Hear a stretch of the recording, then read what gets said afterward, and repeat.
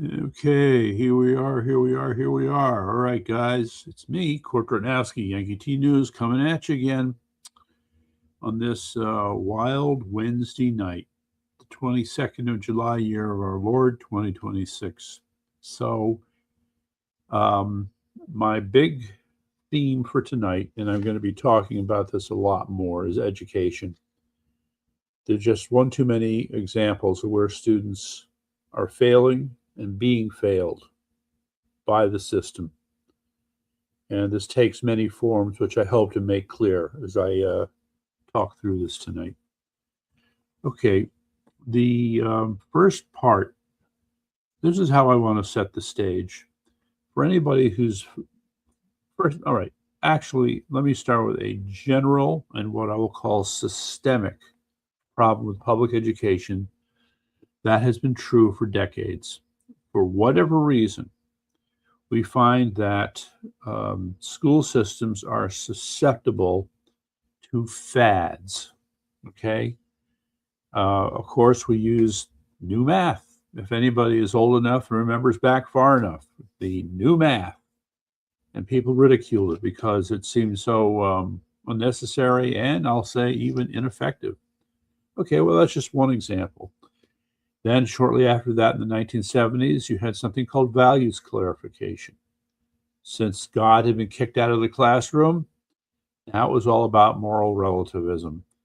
And of course, you had the school system struggling to come up with this, shall we say, a code of behavior for kids other than standard school rules by which kids would operate on a day-to-day basis. And values clarification was this, yeah, you could call it an attempt at critical thinking, but hey, guess what? It disappeared, which means it didn't really work out very well. And then we move into the 80s, right? And as the 80s moved along, then we began to hear about outcomes based education, right? Now I'm kind of jumping ahead. And then we get to the No Child Left Behind Act. And all the while, by the way, I need to point out from, let's say, 1970 up to the year 2000, um, SAT scores continued to be in decline. If there was any other, there was no better damning evidence than the decline in SAT scores. And by the way, the College Board might have changed the standards on those tests along the way, maybe two, maybe three times. So, in other words, scores went down, they made an adjustment, the scores kind of went up, but then they started going down again. Oops, we'll make another adjustment. Scores kind of went up, and they kept going down. And you have to ask yourself, I mean, it has to have an asterisk, okay? Whatever you think kids are learning, it's not what they were learning 20, 30, I'm going to say it 40 years ago. It's just a sad truth. And we have, and I blame this tendency towards what we'll call fadism in public education as a driving force. Of course, we have the communist theory, which is liberals have been seeking to take control of our educational institutions for the purpose of propagandizing kids, and we know that is sure true. But along the way, great. So now you think you're turning out people who are going to be what? Social justice warriors because of how you perverted education? Well, I hate to break the news. You're graduating incompetent social justice warriors. So how's that working out? Now, just for the moment, I just want to say it's not all gloomy. We still, homeschooling has had a favorable impact. Some public schools have managed to avoid getting dragged into this. Schools as well. I heard a voice. What was that? It could be me. Anyway, so back to the main point. Public education, you can take two views. Either they've lost their way or this is part of an ongoing program. And I would certainly say that the evidence leans towards an ongoing program which continues to degrade our educational system. Uh, is there some, hello? What the? Oh, that. Sorry. Anybody still there? I hope I didn't lose them. Hello. Yeah, there was a little error there. Okay, got that taken care of. The things people do. Okay, now I want to jump to Common Core because Common Core represents perhaps the most aggressive form of faddism, which is unfortunately still enforced in most school systems today. So let me tell the backstory. It really started in 2006. I mean, we saw it show up in 2010 nationally, but there was stuff going on. It started in 2006 when a gentleman named David Coleman wrote an article complaining about how educational standards in America constituted a patchwork quilt. Fair enough. As an example, I think it was called the Thomas More Foundation. This is an organization that every year published a report card for the educational systems in every state, and they'd get a grade. Connecticut was usually in the B's. Florida usually failed. Oklahoma was really bad. And Massachusetts was always at the top. Now, it should be pointed out that what supported the key to each of these states in terms of their educational quality was what are called standards. This is an actual formal term to describe what the school districts in each state are expected to provide in terms of a complete education. Now, if you were around the other night, I was talking about Carnegie units. So just to review, at least in the state of Connecticut, your public education system is based upon the implementation of Carnegie units. So what's a Carnegie unit? It is based upon students being expected to attend school for 180 days out of the school year. They are expected to have at least 5 hours of instruction every day, and they will cover at least 5 topics that we all know and love: math, history, science, English, art, music. I'm sure I'm forgetting one. And that is the structure of what we know of as the Carnegie unit. Okay, so what's the point? They are saying 1 hour of instruction. Now, it couldn't quite do it because there's time they need to get between classes and stuff, but it's supposed to be, in theory, 1 hour of instruction. Not 1 hour of indoctrination, not 1 hour of propaganda, 1 hour of instruction. Well, the communists working in the school system have been very clever about how to kind of weave their way through that, and they continue to do that from where I sit. And that is part of the fight that we need to talk about. Okay. Nonetheless, that structure has imposed, well, certain constraints, and it's all driven by what I just said, educational standards. So within every state Department of Education, there's a group that's supposed to police the implementation of these standards. The standards are supposed to inform the development of curriculum. Now, for the longest time, people were very confused about, well, when are we talking about curriculum, and when are we talking about standards? Because the standards, for example, say, when it comes to math, here are these top 10 things. You must make sure that you've taught these kids these top 10 things for math, 7th, 8th, 9th, 10th grade, whatever. All right, so once you get that sorted out, now the interesting problem, of course, is that some states seem to do a better job of this than others, Massachusetts being the classic example. Okay, I want to go back to 2006.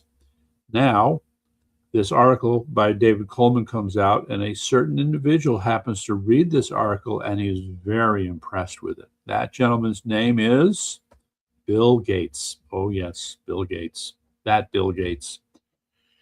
So, calls up Coleman and says, hey, I really like this. Maybe we should work on this. So they basically concocted a plan developed over the next 3 to 4 years in which they would set one body of educational standards. Okay. and that was supposed to be Common Core, that set of educational standards. And the major areas were reading and math. Okay. And once that was done, 2009 was spent basically twisting the arms of every State Department of Education in the nation to get them to adopt what were called Common Core standards. Along the way, one of the interesting things that Mr. Gates did was he set about the process of buying out, bribing, and co-opting every aspect of the educational system that he could lay his money on.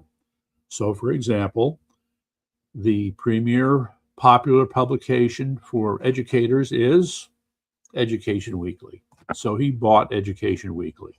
Sounds like a familiar plan. Then he co-opted all the PTAs, the national organizations, which would then control the state level organizations, which then influenced the districts. They were already bought and sold in my mind anyway, but so this is what he did. Teachers associations, superintendents, you name it. He marched his way through all the institutions for public education. So that was the setup. Now we come to 2010, which was the rollout, if you will, for Common Core. And this was not without controversy, which is to be expected. You had Minnesota putting up a fuss. There were a few other states. Minnesota ended up taking part of Common Core, curiously enough. But in the case of Connecticut, they swallowed it whole. Now, here's the problem. With the State Board of Education, there are these monthly meetings, and they discuss things. And as far as I'm concerned, because I was following this, it was a complete scam. All right. They made weak excuses. Let me put it this way. They made weak excuses to accept the Common Core standards and dispense with the existing state standards. And if you knew anything about the existing state standards, they were just lying through their teeth. So how were they made to lie? I think they were paid off. Okay, that's the only reasonable explanation I have. In any event, okay, so it's 2010. Now they're trying to implement Common Core. Word goes out about. At first, it was received positively. I remember meeting this person who was all excited about it because they drank the Kool-Aid. But then parents began to learn more about this, and in particular, some of you may remember, oh yes, Common Core math. No, wasn't that a wonder? Common Core math. It was so easily ridiculed because the nature of the questions that were developed for Common Core math were impossible to answer. And I'll never forget, there was this video of this young girl who was trying to do Common Core math, and yes, it reduced her to tears. It reduced her to tears. And all the mother could do was try and comfort her. So, long story short about Common Core math is that in a watered down form, at a much smaller scale, it continues to be used. But common sense took over, and they went back to using standard methods of teaching math at the lower grades. Upper grades, yeah, I guess you could say they're doing that too, but how well they're doing it, whole other question. So by 2014, I would say that was the beginning of where it took several years. There was a lot of back and forth. People weren't trained. They didn't have the right resources, blah, blah, blah. And all of that eventually got itself worked out. And then by 2014, you can say that Common Core started to be implemented in Connecticut. And of course, you have people who have been defenders of it and they think it's a great idea. I'm not one of them. But what I think is interesting about Common Core is that it ran into reality, ladies and gentlemen. And what is reality? Reality is that schools are constantly driven by fads, which means they cannot help themselves but tinker with public education programs and look for something that they think is better. But 9 times out of 10, it's just old wine in new bottles is all it is. So yes, and that's what we fall into. And then you still have this kind of stuff going on. And who's the big bad actor now? Who's the latest fad? That's right, DEI and CRT. Oh, yes, and Portrait of a Graduate.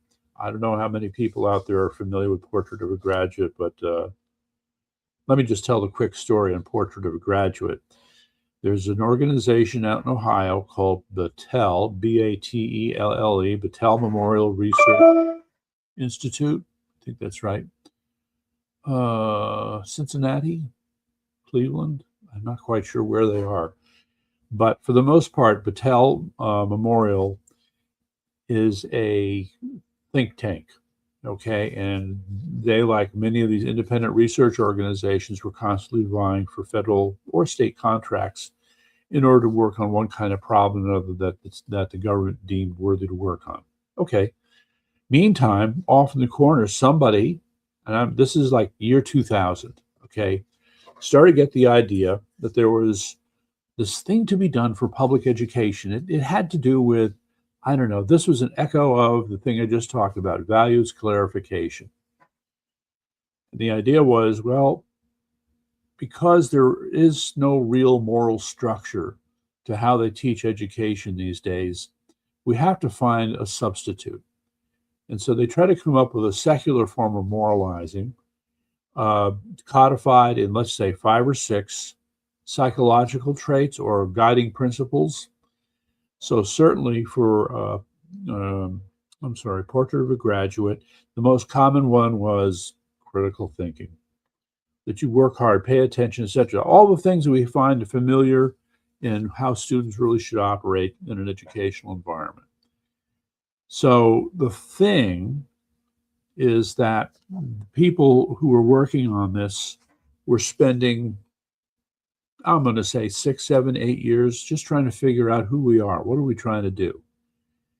And when Common Core came along, so the Portrait of a Graduate program had still not found its feet yet by the time Common Core started to show up, but it helped. And I would say maybe 2020. It was by 2020 that they had finally put together a package to sell Portrait of a Graduate to various school systems. And to date, I think there are, maybe 1,000 school districts which use Portrait of a Graduate, and there are quite a few, but not all of them in Connecticut. And so Portrait of a Graduate is, to me, again, just another fad. The problem with Portrait of a Graduate is when you ask, well, how does Portrait of a Graduate affect student scores? How does it affect academic performance? Supposedly you're motivating students to do well, be good at classes, be good at their subjects. Well, where's the evidence? Where's the evidence? There is none. There is none. All right. And in the meantime, people, the other problem is that I'm almost being sympathetic to these communists in our school system. So they're hit with all these different ideas and they're trying to figure out how to integrate them and get to work in one coherent whole. And it just ain't working, So they end up having to make sacrifices and they have to twist themselves in all kinds of positions. And by the way, while all that's going on, don't forget, state legislature just can't leave them alone. Here comes another unfunded mandate demanding them to change their budgets in order to accommodate this. Some new variation on an anti-bullying policy, some way to accommodate illegal alien students, some other, whatever it is. And so now they're sitting there trying to make these other things work because they've just adopted them after a couple of years. And now there's this. It's a mess. So we shouldn't be surprised that they're not doing very well. On this, I want to just jump to, let me take a minute here. I got to see if I can pull this up. There are 2 different things here. This is it? Yes, that's it. Okay. So here, I don't know how well you can see it. I'll try to blow this up here. Okay, so I'll just talk about this for a minute. All right, so this is the work of a friend of mine, Ken Svengalis, who is with me on the Greater Education Council of Connecticut. And here Ken has been working on an argument that might seem a little unpopular, but it's absolutely sensible when you actually look at the data on its own merits. You would assume, okay, that when you have fewer students per teacher, a higher teacher or lower student to teacher ratio, that the educational outcomes should improve. Well, that's not what the data shows. Let's see here if we got a number of students, town. So these are the ratios. Okay. So the only thing you have to really go on here in order to determine whether or not these ratios make sense. Okay. So the way Ken set this up, if I begin to walk you through this. All right. So all the school districts in Connecticut, number of students per district. Then you look at, to two significant places for the digits. Oh God, decimal place. That's silly. But anyway, but there you go. So let's say 9 to 1, 10 to 1, 11 to 1, 12 to 1, 11 to 1, etc. However, now you look at the national average and look at that, 15 to 2 to 1. So the argument is that we should have something that is like the national average. The other argument here is that when you look at test score results, this doesn't really show it here. I have to go back to him. We got to put this together.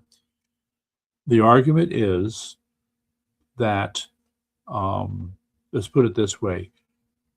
You would assume that if there's one less student in the class that the teacher has to teach, then there is a corresponding unit increase in the academic performance of the remaining students in the class.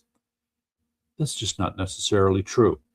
So what the research shows is that there is technically a sweet spot. So one way to put this is if you have 20 students in a class per teacher, that gets you one level of average academic performance. If you have 10 students per class, that gets you another, and 15 would be here the national average.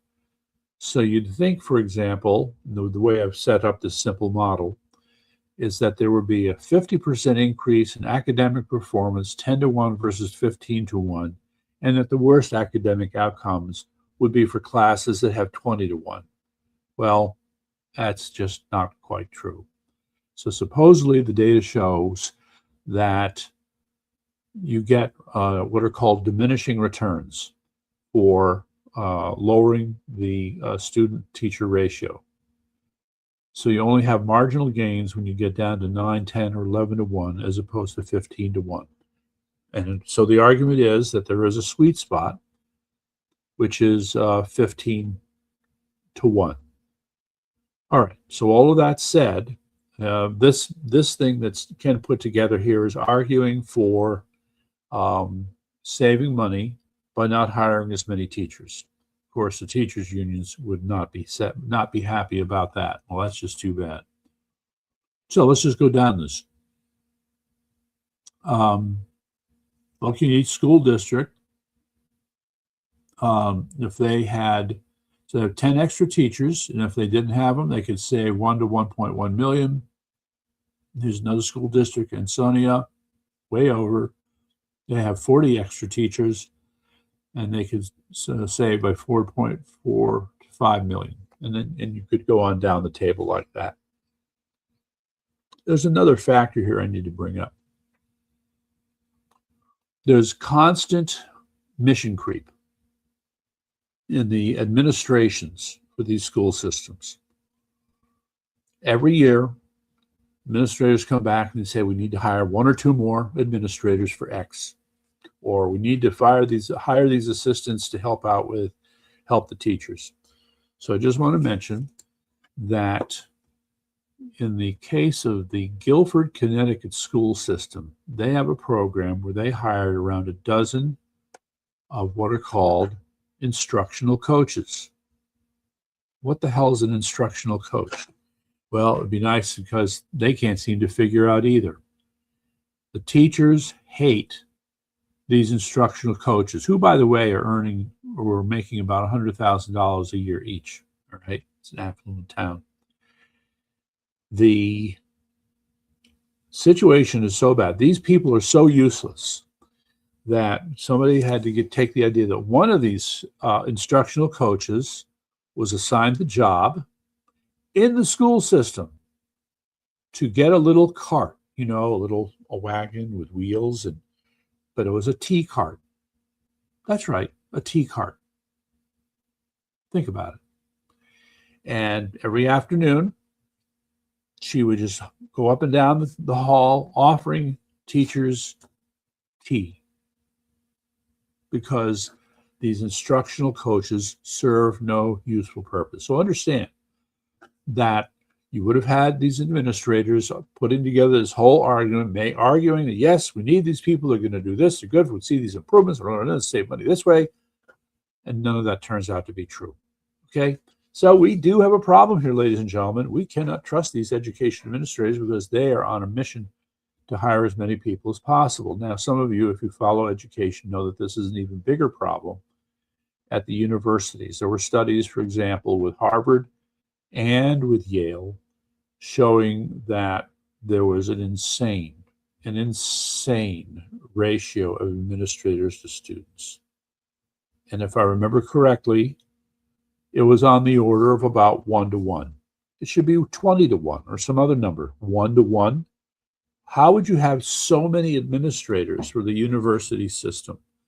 It's ridiculous, and it just shows how they're very selfish in their approach to education. Yeah, no, it's bad. Okay, so is there anything else I want to say about this? Yes, I want to talk about the SBAC scores. Okay, this is a product of Common Core. The problem, of course, was that when you now had this new set of educational standards to create new curricula for students, well, how are we doing? Kids learning or are they not learning? How are they doing? And of course, you had the usual arguments over the value of standardized testing. Now, so there were two groups. I'm trying to remember. The other one was like PPLI or something like that. And then this one, SBAC, which means the Smarter Balanced Assessment Consortium. So roughly half of the states that signed on with Common Core aligned themselves with this group, and then the other half with the PPLI or whatever it was.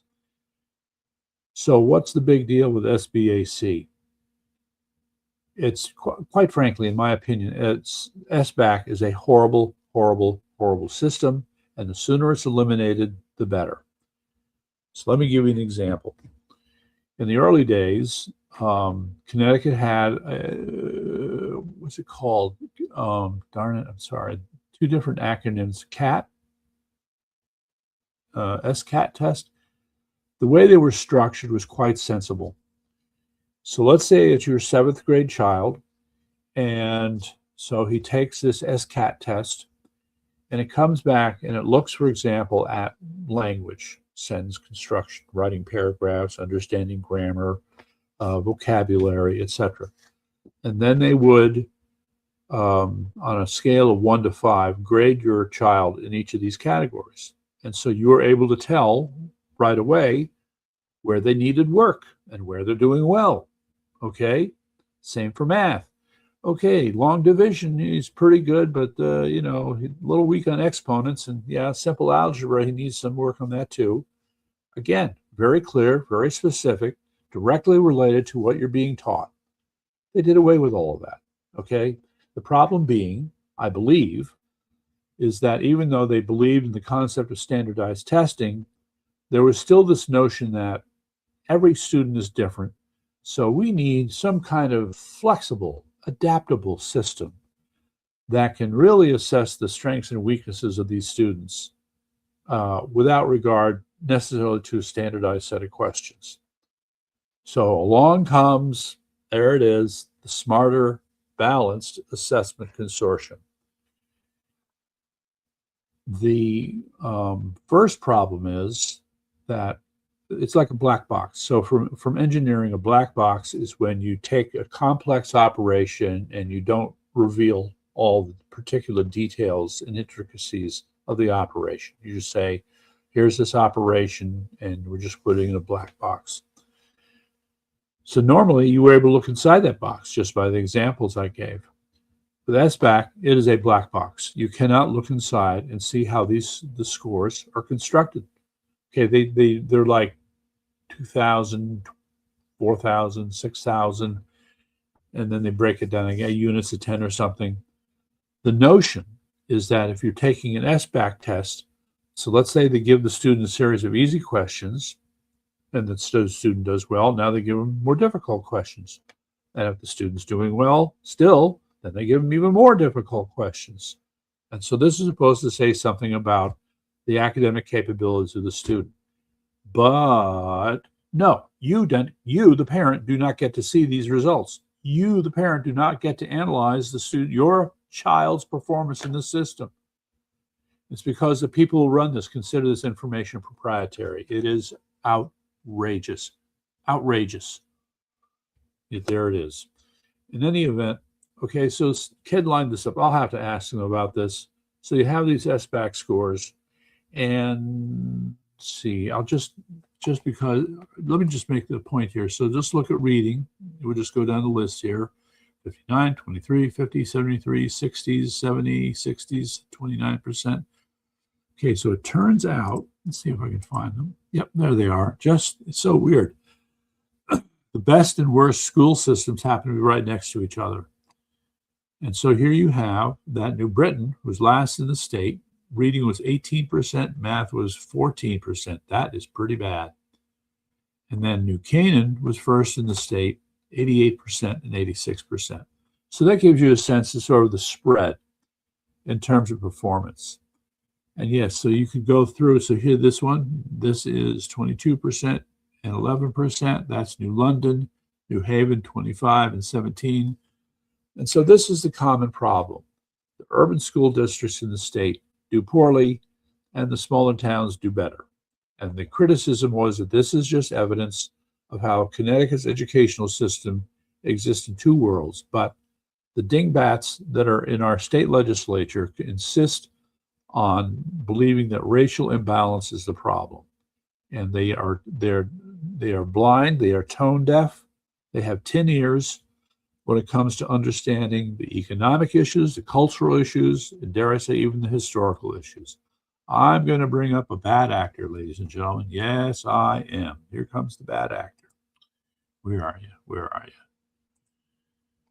Yeah, they are. Bridgeport. Now look at that. Not doing too good. All right. So they got 19,000 students. So it's a big school district. Student to teacher ratio 12.38. And they have 290 too many teachers, so they could really save a bunch of money.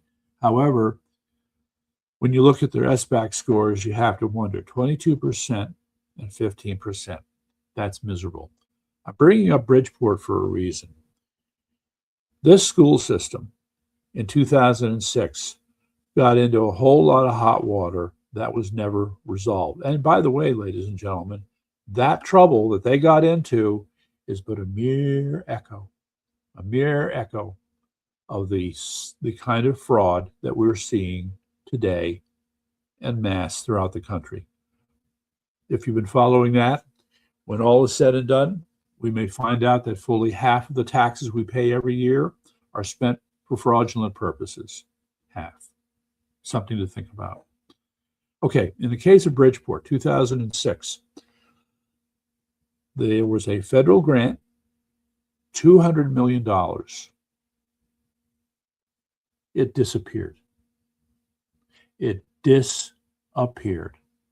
Nobody could explain where in the Bridgeport educational system that $200 million went. There was a state senator, his name escapes me right now, he was from Bridgeport. He was calling for an investigation. Well, a lot of good that did, okay? But ladies and gentlemen, I'm telling you, so that was 2006, that was Bridgeport, but these and other problems like these continue to plague Connecticut's educational system, in my humble opinion. So I just had to share that with you. So is there anything else here? I wish somebody could see. Maybe has anybody thrown in some comments I can add? Nobody's communicating with me. I feel sad. Oh, all right. Well, anyway, so there it is. Let's take that away for now.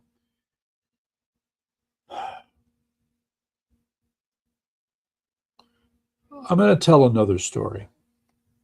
So I have a friend. Her name is Susan. Very smart person. Oh my goodness. She used to work as an analytical chemist at what was Bell Labs, if anybody remembers. She knew her stuff, and she had kids, and she was watching over their education like a hawk. And she had one of them go to this, what was supposed to be a magnet school. I think it was in Stratford, but I'm not sure. And what these magnet schools would do is they would tend to be like STEM schools, basically science, and then for other music for others. So she went to this school, and in terms of equipment and all the accoutrement of having what looks like a well-stocked school system, she was impressed. But as far as the quality of the teachers was concerned, forget it. Terrible. And it was very frustrating how you can have a school with all the right equipment. They spent all this money to have a magnet school, yet the instructors aren't worth a damn. Welcome to Connecticut. Now, of course, other people, no, I shouldn't do this. There are many cases where people feel that they get a good education. Yes, there are many people who are devoted to educating, and I can understand it. I taught science for 5 years as an after-school program in the Boys and Girls Club. And I loved helping with the kids and working with them and doing things. There are stories I could tell. In fact, you know what? I am going to tell a story since I've got some time. All right. This, ladies and gentlemen, is an interesting educational story, so you'll want to stick around. One day, all right, backstory is that the person who ran the program had a son, special needs son. And when I was having a class, he would kind of wander around and, he would kind of annoy the other students and stuff. So one of the most popular activities, as some of you may know, was, why am I drawing a blank on the name for it? Slime. Yes. Oh, slime. The days you'd make slime, everybody got so excited. Okay, so there are a lot of slime recipes, and I am a kitchen sink kind of guy. So I would go out and buy all the different ingredients because there were probably 3 different classes of recipes for slime, so I'd get everything. So I would talk to the kids and explain, well, look, got it. Show them the right way to make slime. If you want something that's kind of dry and kind of sticky, if you want to make it stickier, you do this instead. Then there were other things you could do. Okay, so there's a point past which I say, all right, kids, you're on your own. So his name was, what was his name? I'll just call him Mike, Big Mike. All right, so he was a large kid. So he would go around and just grabbing stuff and mixing it together. Now, his problem was that he was, kind of selfish. He would use too much. And when I say too much, he used too much. So whatever the bottle was, he'd empty at least half of it for what he was doing. There was a case where, all right, so the point I want to make is one day he comes over to me and says, Mr. Ratnowski, look, and he shows me what he had done to make slime. Well, not quite what you would expect. It was a little gooey, okay, and it looked like it had hair in it. And I was going, what?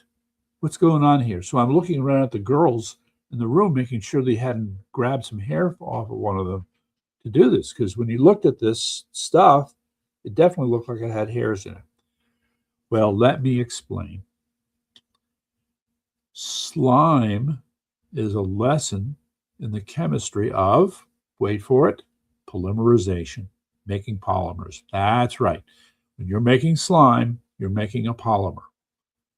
Well, I had to stop and think a second here, because that stuff that I thought was hair inside the slime was actually fibers, polymerized fibers. Imagine my shock when I figured this out. Wow. This kid, messing around, had discovered, with ordinary chemicals used to make slime, how to do copolymerization. That is to say, to do two polymerization reactions at the same time. Just a kid in elementary school just messing around, and he stumbles across that. Now, of course, the problem was, Mike, how did you do this? Well, I don't know, Mr. Rodnowski. I just kind of mixed some of this and that and this other thing, and that's what I got. Sitting there going, okay, well, we know that Mike uses too much of stuff. So whatever it was an excess of something that caused the second polymerization reaction. But, so I told his mother, I did research on this, and I said, this idea of copolymerization, especially with these materials, very unusual. And so his mother later said, look, we tried to replicate what he did, and we couldn't do it. So that's a mystery that remains to be solved. Being able to copolymerize doing slime. Okay, that's an after-school activity in science with a bunch of kids, okay, just messing around. And there are other examples like that. So, the miracle of education lives on, in spite of my being a critic, all right? So I just had to tell that little story. Meantime, though, you do have people who think they're on a mission. So let me just go through we're here. All right, yes, I'm going to go through the usual diatribe about DEI and CRT. So I don't know how familiar you people are with these subjects, but I'm just going to recite what has been talked about. Okay, CRT, critical race theory, is a subset of the larger concept of critical theory. Critical theory is an idea developed by what is known as the Frankfurt School of Cultural Marxism. Now, the Frankfurt School was in Frankfurt, Germany, but they came to America eventually. In any event, so the idea of critical race theory at heart is that because of power arrangements in society, it is impossible for those who have no power to be a racist. This is the most insane idea I've ever heard, but that's how they thought. This became holy writ, okay? You had consultants earning all kinds of money arguing. Hey, Michael. Have a good night. All right, you too. So I'll be ready. We'll leave about 8:15 tomorrow. Right. Yep. Sounds like a plan. All right, there he goes into Hogwarts. Okay. Now, where was I?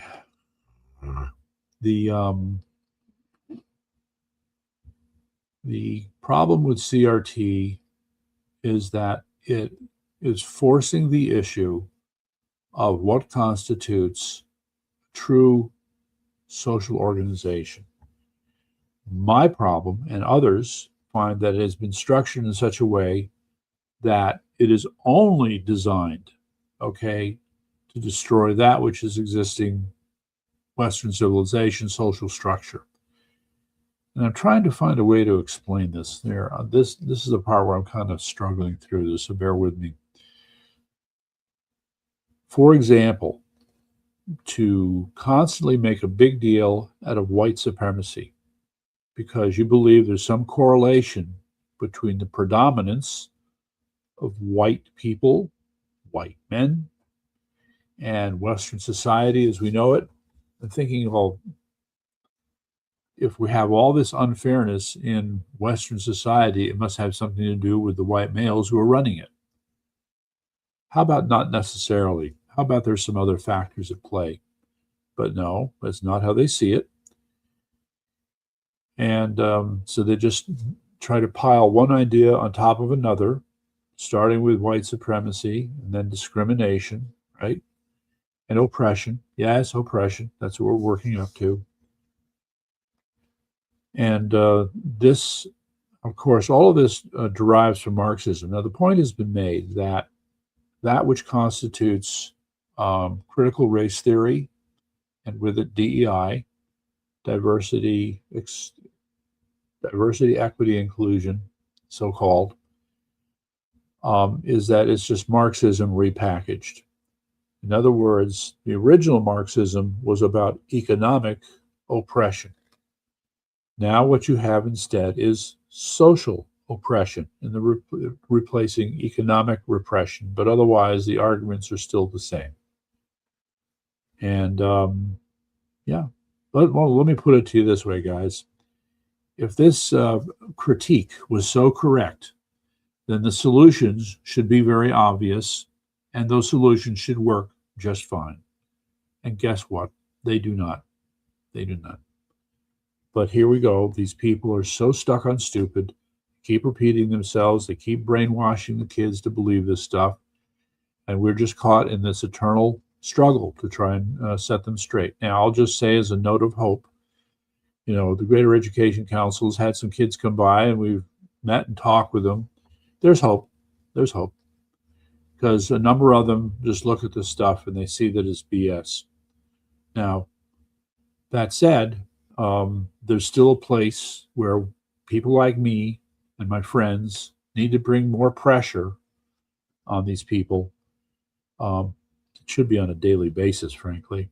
I'd say one that gets interesting is how, especially over the last, 6-8 years, we've had all this climate hoax crap foisted on people, talking about global warming, talking about how the world's going to end. Thank you, AOC, and the suckers that buy into this crap. Oh my God. They've had to backpedal. Okay. I think I mentioned this the other night. The IPCC, which is a panel with the United Nations, has been considered the so-called premier expert on climate change. And they had to come out with a statement not too long ago saying, well, that model where the Earth is going to get kind of hot, well, maybe we're not right about that. Oops. Well, now, of course, they were couching their remarks, but at some point it becomes obvious that, hey, guys, the lie can only go on for so long, right? Only for so long. So I don't know if you guys, I just wish I could keep track of these things. The other point I wanted to raise here too, quickly. So the more general point here is that you take something like climate change, which is now having to backpedal and backpedal and backpedal. Now all the alarmist chicken little educators who are scaring the hell out of kids because they thought the world's going to end because of human intervention in the climate now have to soften their tone.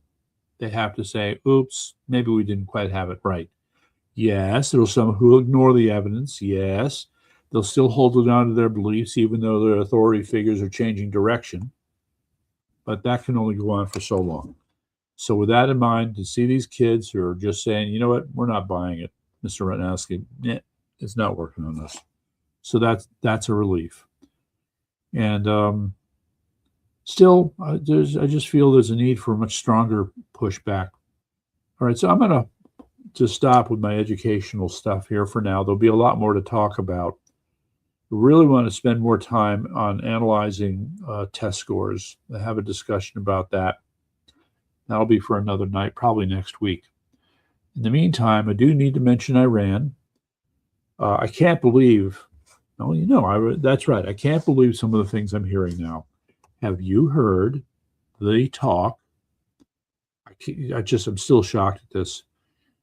They haven't said it, but they are saying it. That's right. Oh, it's okay. It's just a small tactical nuclear weapon that we're going to use on Pickaxe Mountain. That's it. Just 5 megatons. That's all. It's going to go into the ground. Radiation damage will be at a minimum. Wait. Are you guys serious? You know, we have lived through decades where we've had situations, and every time the answer was the same: restraint. Nuclear weapons was a line you do not cross. It has to be under the most horrific, catastrophic of situations. to be confronted with having to use nuclear weapons. But here, I'm almost going to say it sounds like President Trump is throwing caution to the winds. I again believe, I think I understand why he would want to go down this path, because the other alternatives are not unlike what we were confronted with at the end of fighting with Japan. You know, it was said that if we had opted to invade Japan instead of drop the bomb, as many as 1 million American lives would have been lost. All right. And they were probably right about that. Well, on a smaller scale, we're seeing the same concern from President Trump. He does not want to choose an option where a lot of American lives are going to be lost. Doesn't want to go there. And so here's the thing. Apparently, he doesn't want to go there so bad, he's even willing to talk about using a little tiny tactical nuclear weapon. That's all. No, bad precedent. Bad precedent. You're going to have to come up with another answer, in my humble opinion.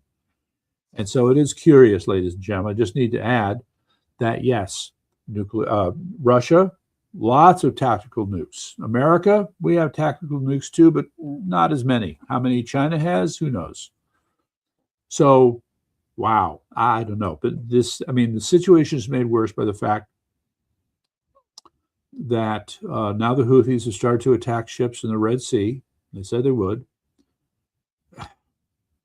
I just, look, note to the Gulf countries. So I'm talking to you, Saudi Arabia. I'm talking to you, Bahrain, Qatar, UAE especially. You've got to figure out how you're going to work together to put the slamma-jamma on Iran. Okay? Maybe you guys need to get together and shut down the Houthis first. That's a thought. But there's also this confusion. It's a strategic problem. Okay. You've got the coastline of the Strait of Hormuz, the Persian Gulf. And we know that the attacks on these ships are from hidden bases and facilities that the Iranians have along their coast. So you can be sure that one of the discussion, now we have been attacking their so-called naval facility, Bandar Abbas, and destroying a number of their bug boats, but got to do better, a lot more to go. There comes a point where you're going to have to answer the question, what are we going to do about, I'm going to say it, boots on the ground? Now, I would submit, and I'm sure others are thinking along these lines too, if you're going to entertain that, you're going to have to think a little bit like General MacArthur, right? It is a how would I say that, not an empty wasteland. The population is so small in that area, you have all these open, empty spaces. So there's plenty of places where America can hit them where they ain't in terms of setting up shop. Now, the big question is how the Iranians are going to respond accordingly. Meantime, you may or may not have heard that the Iranians are threatening to invade Kuwait. They're already attacking, at least 4 attacks I know of. And but there's a problem. So either you're going to do it on water, but you don't have a navy, or you're going to have to go through Iraq to get to Kuwait. And I'm not sure Iraq would be happy with that. And by the way, I just want to add as a backstory, does anybody have any kind of feel for the flood of business deals that are being done with Iraq? Okay. This is, I mean, the speed with which we're trying to get Iraq 100% on our side is pretty amazing. And the fact that Iran bombed Baghdad, that might help a little bit too. Okay. So with all these things going on, you know, the big concern, I mean, and the other thing is, here's the problem I'm having, all right? They are blowing hot and cold. I'm sorry, President Trump is blowing hot and cold on the nuclear question with Iran. They've been moving centrifuges, okay. Well, does that mean they have the ability to spin up enough fissile material in a short period of time that they can make a bomb? I don't think so. I've heard people claim that they could make a bomb if they had, from the time they would have enough, the highest level of concentration for fissile material, a few weeks. I don't buy it. Okay. If they were to make a bomb that quick, it's going to be a really crappy nuclear bomb. They could make some mistakes, like it might go off before they're ready. Just something to think about. You think back to what we went through, okay, at Los Alamos during World War II. There was so much in the way of careful engineering at every step of the way. One, for example, is what we'll call shaped explosives. I mean, at least they're not. We now know that the key is you have to ram two pieces of fissile material together to form critical mass. That has to be done with incredible precision. If you miss on a millisecond on one part of the step, you're screwed. Do they have the ability to do that? I don't think so. No. So, I mean, that somebody's got to, dispel me of this notion that they're not ready to do this anytime soon, as far as I'm concerned. They can pile as many centrifuges into Pickaxe Mountain as they want, but they don't have the technical capabilities on the other side. Plus what? You're going to load up. Think of how big these were. Are they able to make smaller nukes? They've never made any before, and they will not have tested them. All right, we tested it first. They're not going to test it. I don't know. There's just a lot here that just doesn't work for me. It doesn't make sense. So I'm of the view that, again, if you went with your mother of all bombs instead of a tiny little tactical nuke, that will be enough to slow them down long enough. Meantime, I just want to remind you that Israel has reminded Iran that we know where you live. You want to screw with us? Well, that's called FAFO. That's why Iran hasn't attacked Israel in the last few weeks. Which raises an interesting point, which I want to pick away at here. Okay, these last several months have been spent degrading the capabilities of Iran. Well, what does that mean? What capabilities have been degraded? The military ones, the equipment that they have, okay. Some of the soldiers have defected. They've lost a certain amount of command and control. Okay. But let me offer another thought here. Part of this degradation, dramatic pause, may be that those people who make up the core of the leadership are not as well able to protect themselves. Their capacity for security has been degraded. So they may be even more vulnerable now to attack. Now, why I think President Trump has some reason for why he hasn't looked at Israel and said, okay, go get them. There's probably a good reason for it. But in the midst of all of this, what I'm seeing is, yes, this constant degrading of capability. And now I'm thinking, degraded security capabilities? There aren't that many people able to protect them and protect them well because the people who used to do it are dead now? That's something to think about. And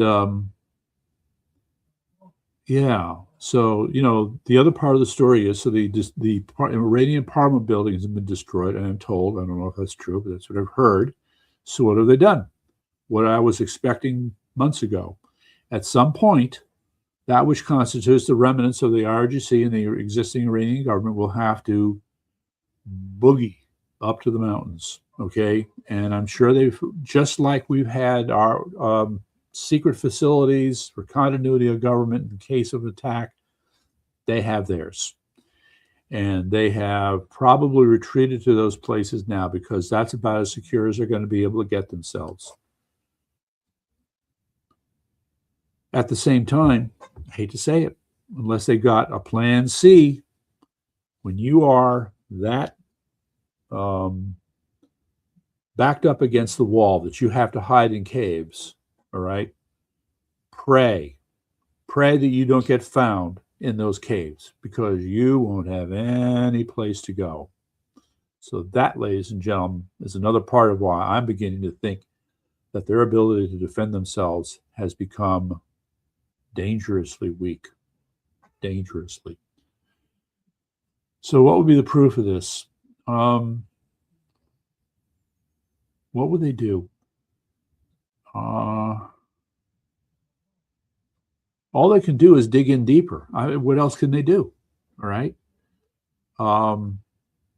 You see, on the one hand, they have to have enough people to protect them, but on the other hand, they can't really tip their hand and have such a large concentration of troops around them as to make it obvious X marks the spot. So they are definitely, pun intended, caught between a rock and a hard place as far as this is concerned. Man, this is going to be interesting. All right, well, let's see. I just want a couple of more things. AI. I don't know if you heard this. People have been warning about this. There is this book, If They Build It, We Will All Die. And it made a splash. And it's very, very critical of what is being done with developing AI. And I think there's a very clear sense that the people who are doing these frontier models, I mean, the really advanced stuff, know that they're playing with fire. They get it. So they're doing everything they can in the things they call sandboxes. They're supposed to be safe test environments.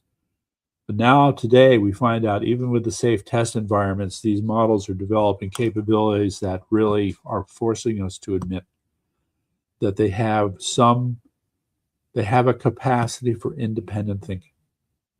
That's the thing, a capacity for independent thinking. So case in point, was in the news, was we'll say that this test model, it's called Kingmaker, just my name, was being given a series of benchmarks to see how it would perform. You're going to love this. The Kingmaker ignored the benchmarks, and it proceeded to hack the system that was presenting the benchmarks to it. And it broke out, if you will, of that confined environment within the sandbox and proceeded to, quote, attack, for lack of a better term, a program called Hugging Face. That's what they said. So I don't know if it's true, but that's what they said. So believe me, there are people who are saying this is all hands on deck. Thank God that the Chinese haven't developed this. They would be wreaking havoc wherever they could, although they could come back and bite them big time. So this is new. This is big news for AI. And if you haven't read about it, I wish I could put up the link. You should definitely be checking it out. And I think there's going to be more analysis of this and more explanation in the coming days to help understand just what the hell is going on. But you have to realize that we've reached a point here where these AI models are becoming independent. And the way in which they're becoming independent is scary. We don't understand it. This is a child you can't control. And there's nothing restraining this child in terms of the harm that it can do. That's your first problem. So if I had to guess, and I will guess here,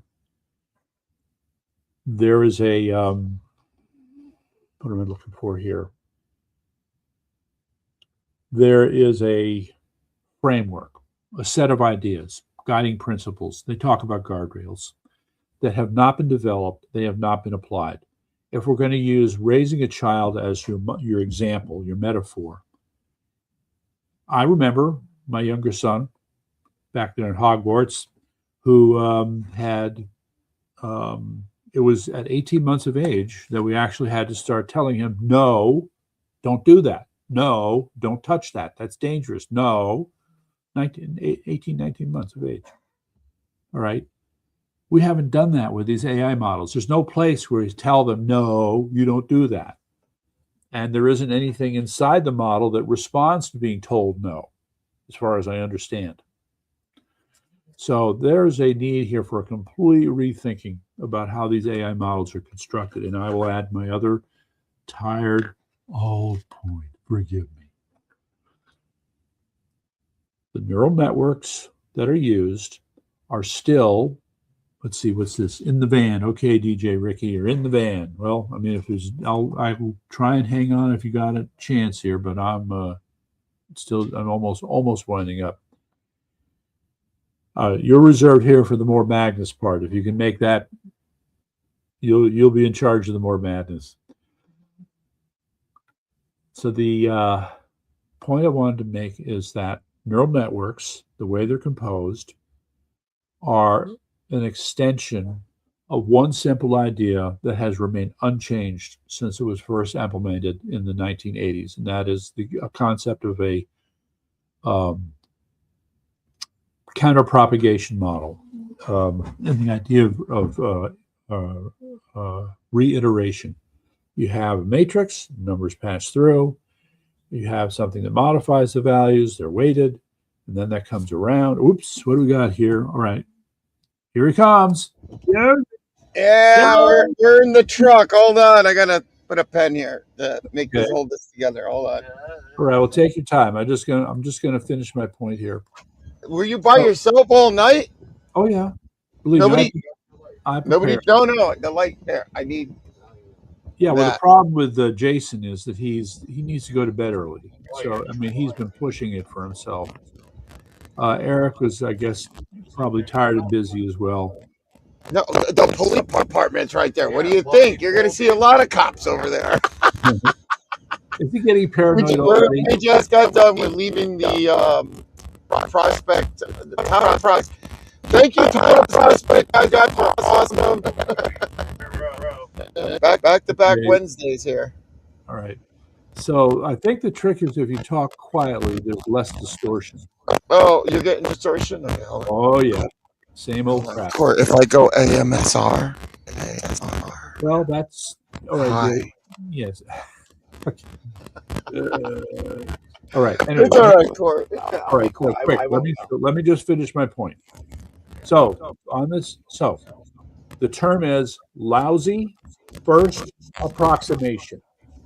The very first neural network models were based upon a lousy first approximation of how neurons actually work. All right.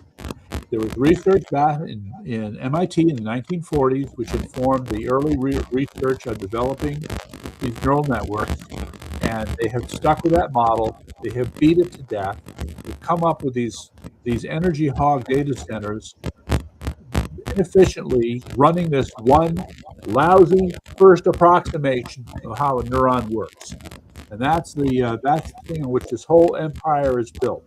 But it is remarkable that they're able to develop AI models that are showing this kind of independent thinking based on a lousy first approximation. Amazing. So that's my point. I think those data centers are going to be. Well, there's a lot of pushback on them. A lot of pushback. The reason why I say this is look how large they are. Oh yeah. Miles. So you could hit anything that goes against you. Stick them in one of these places. Yeah.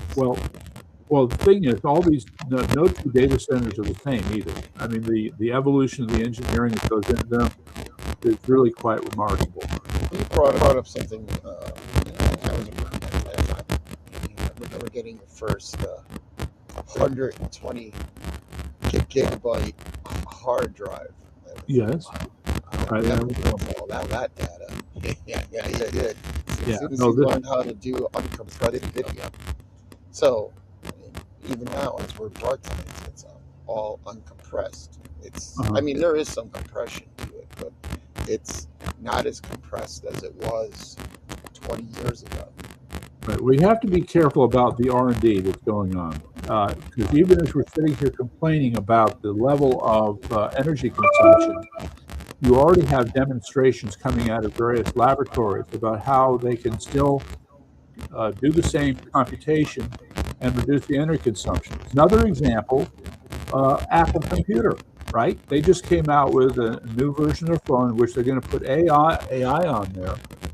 But the size, the memory consumption of the large language model they need to use is virtually a fraction of Just what remember- they've been using. Just remember, Bill Gates bailed out Apple. Oh yeah, I remember that. Sure.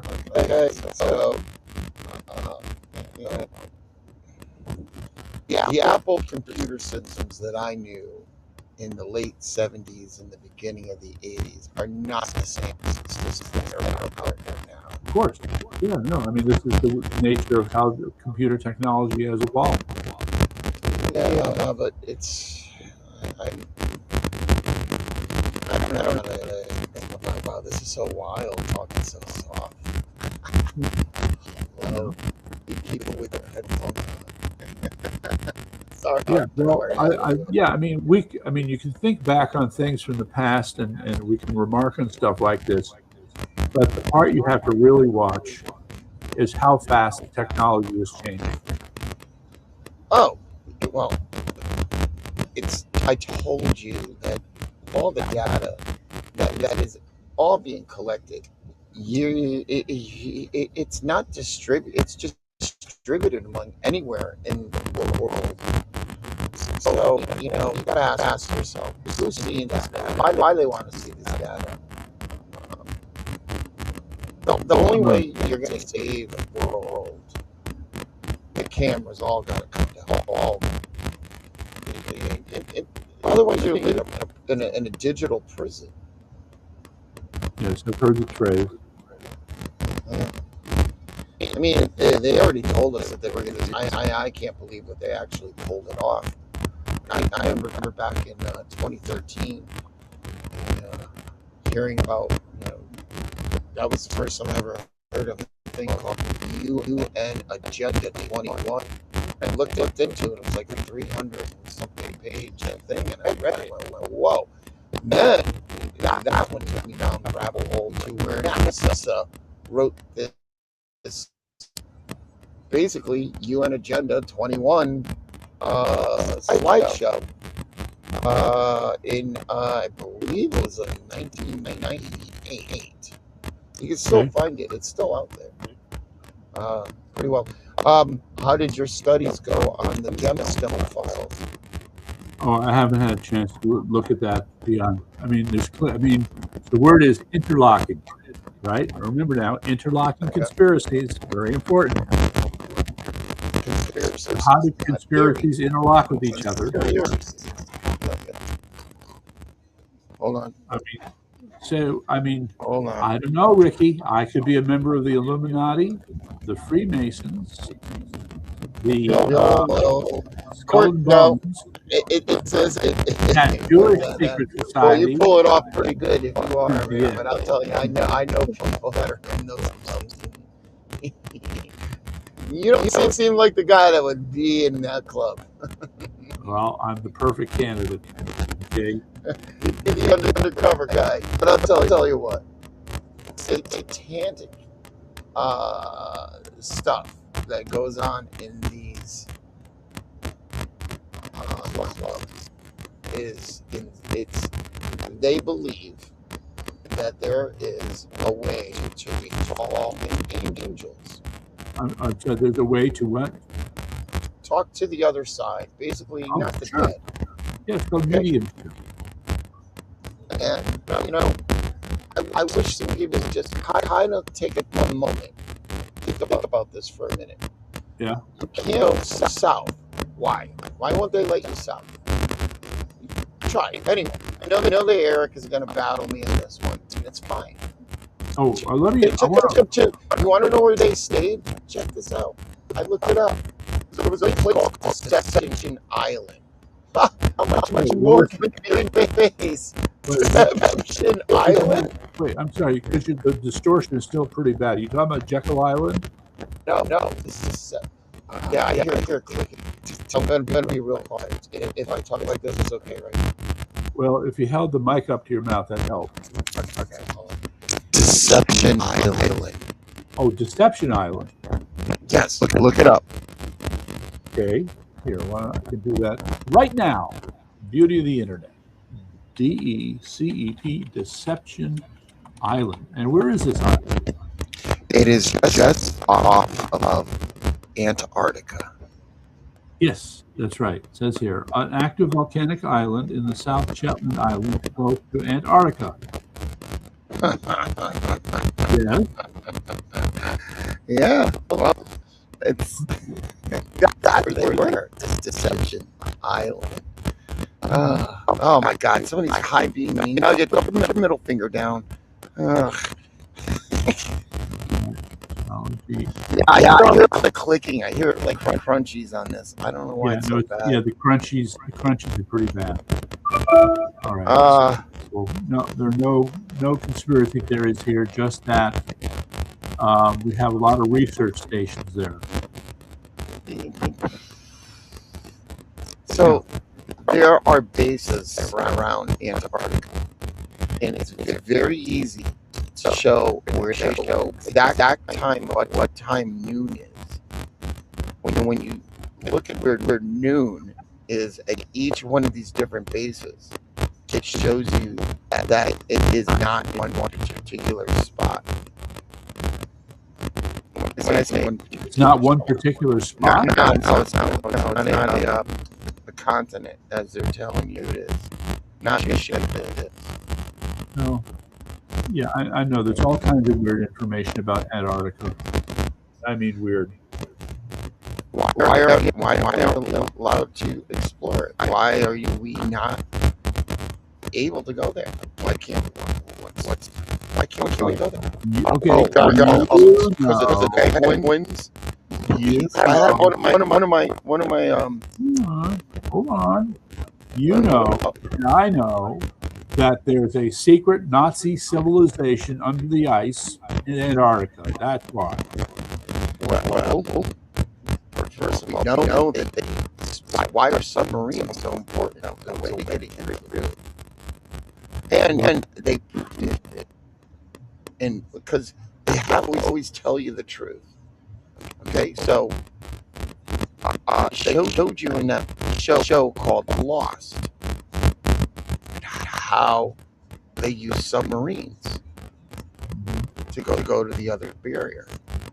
Okay. All right. Well, I mean, the idea of underwater, what should I say, society, civilizations, communities, that's been around for a long time, too. I know. We're hey, for everyone that's listening, we're dinosaurs. Dinosaurs didn't exist. Anyway, this crunchy noise is really, I know that. I hear him in your ears. I don't know why every time I ever log in on my phone that it does this. It doesn't do it with my tablet, but it does it with my phone. Okay. Hey, the NSA is better at this than you realize. Yeah, maybe they are, Court. You want me to make any comment on anything before I hang up? Well, I'd say again, tomorrow I have another show, but I'll be available on Friday. Okay, so let's aim for Friday, and we'll email each other. And by the way, were you able to get that video stuff done? Oh, yeah, no. I just better figure out how to send it. I'm sorry? You know what I'm going to do? I'm just going to upload it to my YouTube channel, and then you guys can just grab it, links, and download. Okay, all right. So I think that's probably going to be the easiest way for me to get that to you guys. All right. Okay, so on that happy note, I am going to call it a night.